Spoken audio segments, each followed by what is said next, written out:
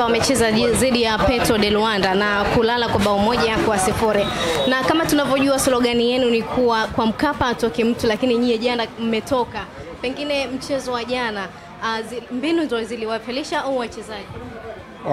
Uwezi ukasema wachezaji, ni mbinu, sawa wametuzidi mbinu. Mwenelewa ni bahati ilikuwa kwao, kwa sababu mpira ni mchezo wa bahati, na vile vile unaweza uko vizuri kwenye mbinu, ukawa vizuri kwenye yani tactics zote, wachezaji wakawa wako vizuri, lakini katika kupata bahati ya kupachika bao ikakosekana. Ndicho kilichotokea jana. Kwa hiyo uwezi ukasema kwamba ukamlaumu mtu, ukalaumu wachezaji au ukalaumu benchi la ufundi au ukalaumu viongozi. Yani ni vitu vya kawaida sana kwenye mpira, ingawa kwa hawa mashabiki wetu hawa, yani wao wanataka timu ikishafungwa tu tayari lazima wewe kama influencer aidha uchague upande, walaumu viongozi au walaumu wachezaji au ulaumu nini benchi la ufundi. Lakini kikubwa ninachokiona mimi, wachezaji wetu hawakuwa na bahati ya kupachika nini, ya kupachika magoli. Ni kwa nini pengine walishindwa kutumia vyema nafasi ambazo walizipata? Wachezaji hawa ndio wanaotumia nafasi. Wachezaji hawa sawa ndio wametufikisha hapa tulipo. Sawa huyo Mpanzu aliyekosa nafasi jana ndiye aliyetufungia goli na Gaborone kule ugenini. Umeelewa Kwa hiyo uwezi ukasema kwamba tayari umlaumu kwa kukosa goli kwa mechi nini, mechi ya jana. Na magoli kama yale wanakosa wachezaji wengi. Jinchaz au ameshakosa goli kama lile. Sawa ameshakosa goli kama lile. Kashapiga chenga mpaka kipa. Lakini mwisho wa siku ameshindwa kupress mpira ukafanya nini? Ukatoka nje.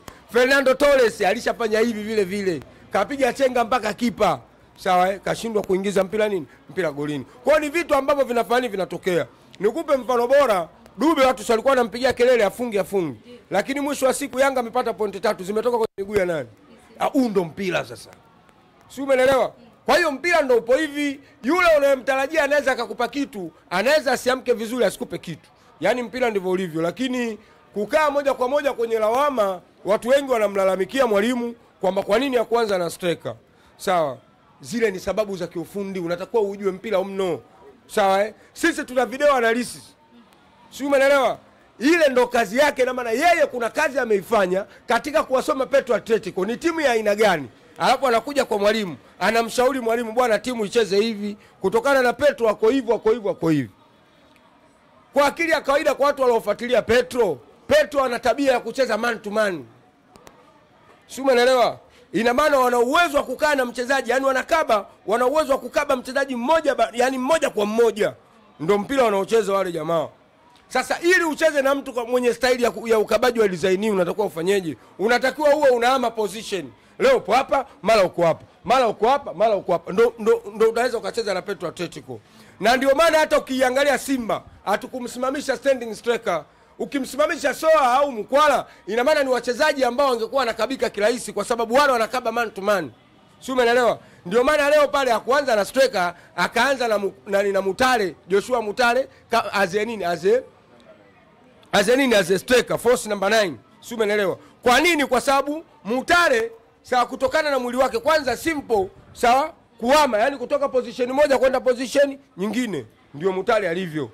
Ukienda vile vile Mpanzu ana uwezo wa kuhama kutoka position moja kwenda nyingine. Morris Abraham ndio maana ameanza na viungo watupu, kwa sababu wale wana uwezo wa kushift. Uwezo kuwakaba man to man. Na ndio maana umeona timu mara ya kwanza imecheza na imetengeneza nafasi clear chance 3. Moja ile amekosa Morris Abraham, amegongesha mwamba, moja Mpanzu na moja vile vile Morris Abraham. Kwa hiyo uwezi ukamlaumu nini? Ukamlaumu mwalimu, kwa sababu ile ni tactical analysis, kwa sababu haya mashindano kumbuka yanakutana vilabu vikubwa na yenye wachezaji wakubwa na yenye walimu wakubwa. Walimu ambao wanatoa mbinu kwa wachezaji wao, wachezaji wanaenda kuziinterpret zile mbinu katika kuzitumia ili waweze kupata nini? Matokeo. Kwa hiyo mwalimu, ina maana na yule video analysis wetu ndio waliofanya kazi hii na kugundua kwamba tutakiwi tusimamishe standing striker. Na ukitaka kuligundua hilo, angalia timu ilivyocheza mara kwanza wakati haina striker. Hapo angalia mara pili baada ya kuingia ma striker. So waliingia ma striker wawili, walifanya nini? Hawakupiga shoot on target hata moja. Kwa sababu gani? Mkwala kuonekana wala Mutale nani so hakuonekana. Kwa nini? Kwa sababu wale wanakaba man to man. Tena ndio ikawa mbaya zaidi, wale mabeki wao wakawa free. Sasa wanafanya nini? Wanapandisha mashambulizi juu. Lakini yuko wakati yuko Joshua Mutale pamoja na Mpanzu, wale walishindwa kupanda kwa sababu hawa watu wawili hao wanahama. position. Kwa hiyo wale wanashindwa kuwakaba. Kwa hiyo matokeo yake unakuta wale mabeki wanakuwa wamefanya nini? Wametulia katika nini? Katika position zao, wakati sisi wachezaji wetu wanakuwa wanafanya nini? Wana move. Ni kwa nini sasa Simba walishindwa kuvunja ile safu ya ulinzi ya klabu ya Petro Athletic? Unaposema kwamba Simba wameshindwa kuvunja, nitakuwa sikuelewi. Na ndio maana zimetengenezwa nafasi na watu wamekosa. Morris Abraham amegongesha mwamba, Mpanzu amepiga chenga mpaka kipa amebakia yeye na goli, ameshindwa kufunga. Ni siku mbaya tu kazini kwa Mpanzu jana na kwa Morris Abraham, lakini nafasi zimetengenezwa na ndio maana wale wamefanya nini? Wamepitika mpaka tumeingia ndani ya box yao. Simba ameingia kwenye box yao wale mara 6.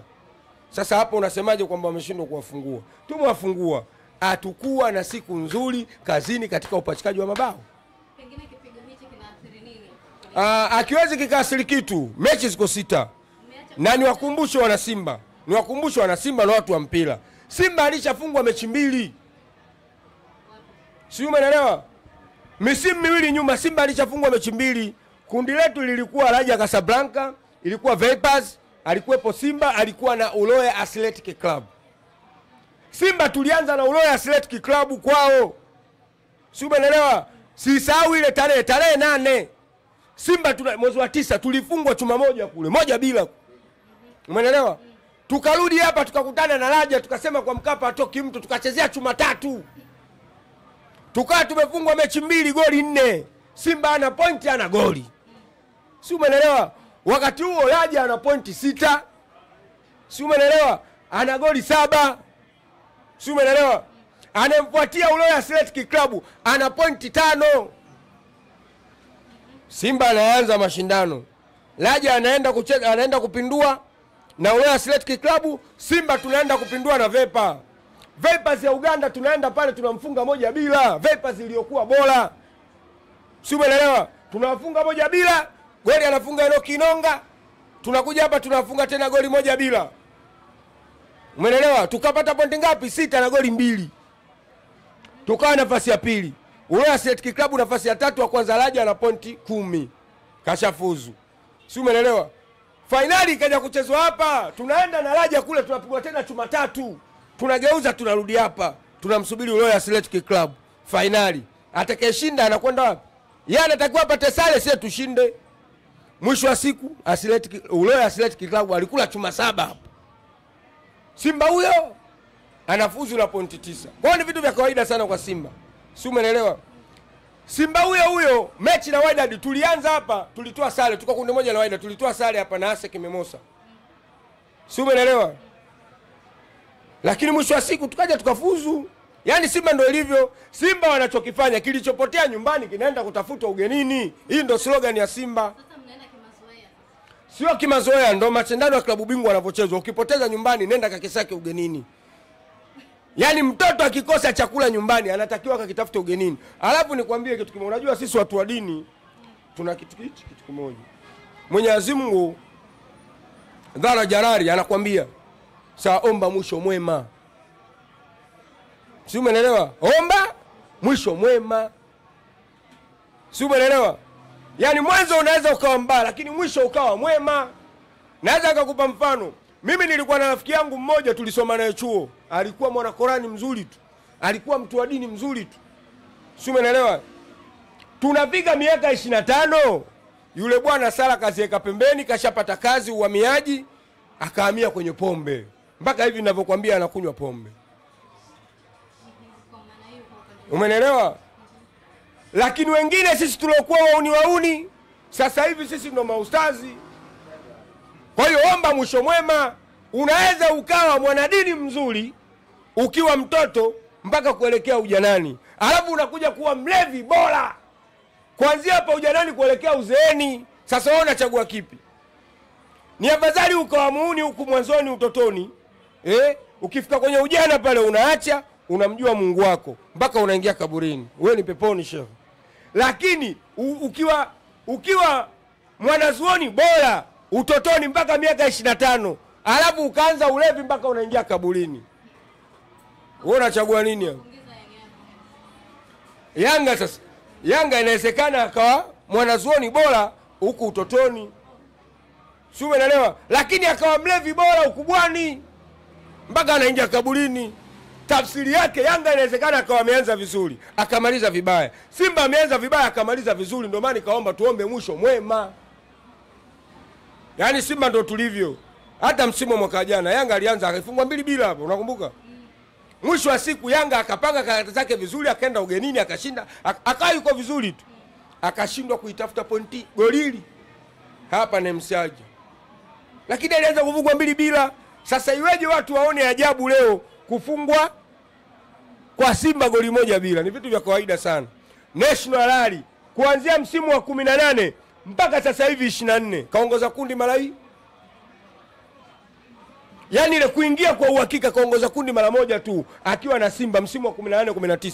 Misimu iliyofuata yote anashika nafasi ya pili. Tena tia maji. Na kuna msimu alikutana tena na Simba AS Vita na Simba na Erimere ya Sudani. Yaani National Rally anamuombea Simba mfunge AS Vita ili yeye aende. Na kuna msimu alikaa yeye Mamelodi Alali Omdurman. Umeelewa bwana? Na timu ya Shemalon Fondo ile. Timu ya Kameruni. National Rally anamuombea, sawa? Anamuombea Mamelodi Sundowns amfunge nani? Al-Ahly Tripoli, Al-Ahly Omdurman ili yeye aende. Na kweli katokea hivyo, mechi kaisha sare. Ndio National anapata nafasi anaenda. Lakini akishapita hapo anaenda kuchukua ubingwa. Yaani timu kubwa ndo zilivyo. Si umeelewa? Kwa hiyo ni vitu vya kawaida. Kwenye mpira tutakuwa tuwe na kitu kinachoitwa tolerance.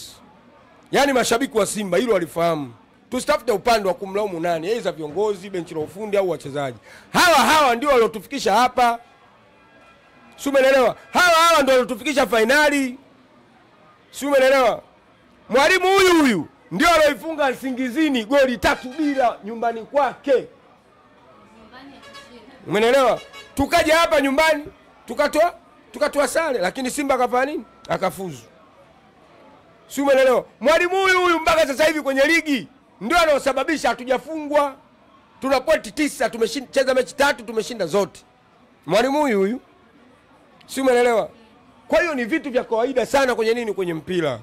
Isipokuwa ni kutoa angalizo tu kwa uongozi wetu. Unatakiwa ujitathmini na uwe makini katika kugundua mambo. Na wao wasikivu watengeneze kitu kinachoitwa coordination kwenye matawi, kwa sababu kwenye matawi ndio kwenye mambo yote ya kutafuta matokeo. Wasijichukulie wao ndio wana uwezo wa kuitafutia Simba matokeo. Watengeneze coordination, kwa sababu uongozi bora, kiongozi bora ni yule mwenye good forecast, good coordination, good planning, transparent and accountability. Huyo ndio kiongozi bora. Sasa coordination Simba ndio inayokosekana. Umeelewa? Matawi yamebakia ukiwa. Yaani hilo liko wazi. Si umeelewa? Viongozi hawakai wakasikiliza ushauri au kuomba ushauri kwenye matawi. Wanashindwa kuyaunganisha matawi. Matawi ndio yenye kila kitu. Matawi ndio yenye timu yao.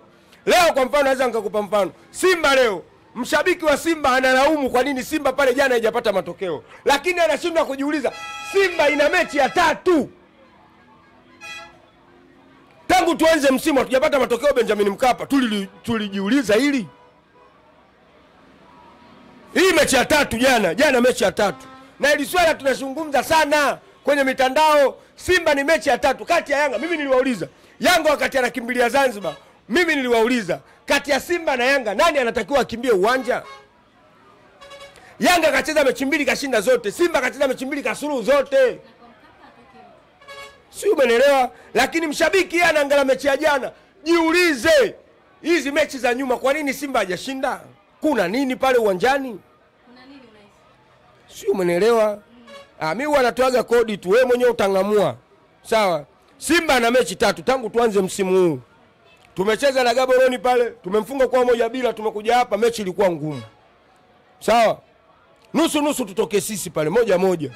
Tumecheza na Nsingizini, tumewafunga 3-0 kwao. Angola. Tumekuja hapa bila mechi imeisha. Leo na Petro Atletico jana tumefungwa 1-0. Sasa hapa tunataka tuweke question mark. Sasa viongozi, hizi ndio kazi za uongozi, wanatakiwa waligundue hili kuna nini? Hatuwezi kuama. Sisi ule ni uwanja wetu. Viongozi tu wawe makini, waangalie shida nini. Umeelewa? Alafu kingine viongozi wanatakiwa wajiulize swala lingine. Hizi siri zinazovuja za Simba anayezitoa nani? Kama anaweza kutoa siri za jezi, umeelewa? Anashindwaje kutoa siri za benchi la ufundi? Nani anatoa? Sijui. Ndio anatakiwa viongozi wamtafute huyu mtu. Kwa sababu mara ya kwanza wakati tunatoa jezi za msimu, zilitolewa hizi jezi siku 3 kabla ya uzinduzi. Watu wote tukawa tunakataa katika kuitetea brandi ili uzinduzi usije ukavunjika. Lakini jezi ndo hizi zikatoka. Huyu aliyevujisha hizi jezi nani?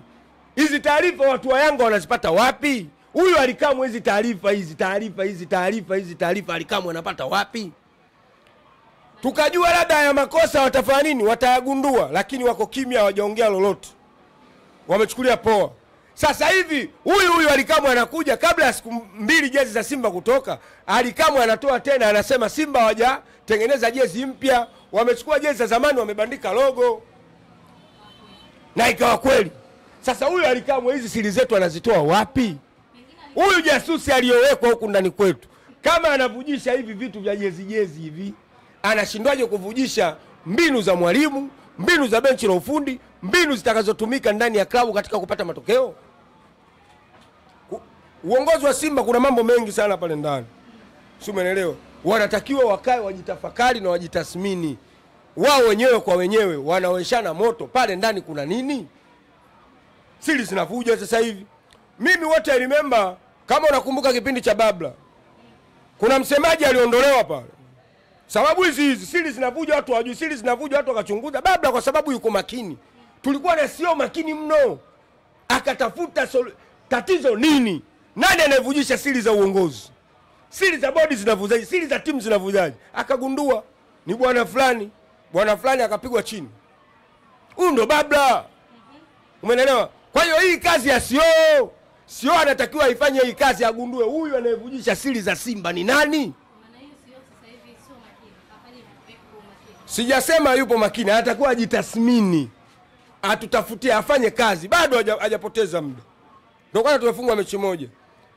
Na wasipolifanyia kazi ili swala, tunaweza tusishinda hata mechi moja msimu huu. Inawezekana ndio kwa maana ya kwanza Simba tunaingia makundi alafu tunashindwa kufuzu. Hatujawahi kufanya hicho kitu. Inawezekana mwaka huu ikawa mara ya kwanza. Na viongozi wanasema malengo yenu ni kushika namba 1 kwenye kundi lenu. Tayari kudondosha pointi 5. Kushika namba 1 na kufungwa ni vitu viwili tofauti.